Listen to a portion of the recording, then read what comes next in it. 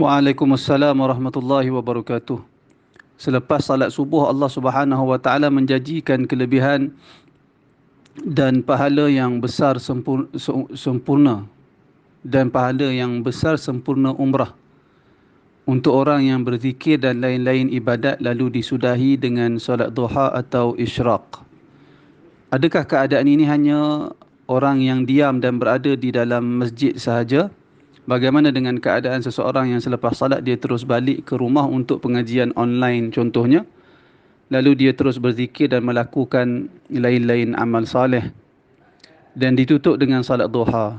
Adakah orang sebegini termasuk juga dalam janji Allah Subhanahu wa taala? Wallahu taala alam.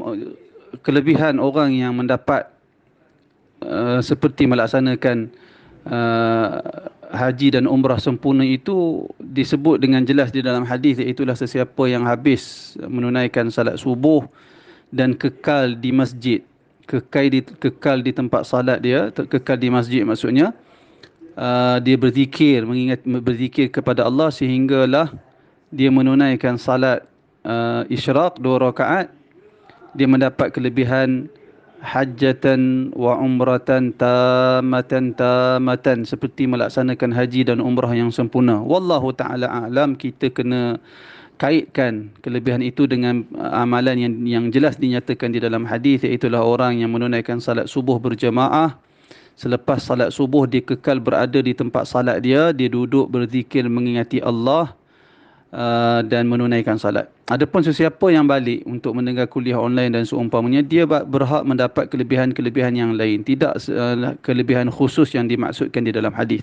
Bukan bermaksud dia telah tertinggal kelebihan yang besar, dia rugi, bukan maksud sedemikian. Bahkan dia ada keperluan lain, maka dia dapat kelebihan yang lain yang juga dijanjikan, yang tidak kurang hebatnya. Sebagai contoh, dia nak ikut kuliah online seperti yang ditanya di dalam soalan, maka dia mudah-mudahan dia dapat kelebihan yang dinyatakan di dalam hadis.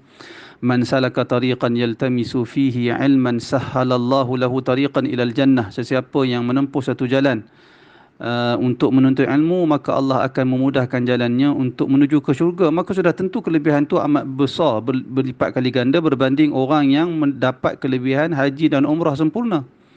Maka menuntut ilmu itu menunjukkan betapa besarnya kelebihan. Dia tak dapat kelebihan ni, dia dapat kelebihan yang lain. Demikianlah kelebihan yang dikurniakan oleh Allah Subhanahu wa taala yang begitu luas untuk setiap hamba dia. Wallahu a'lam.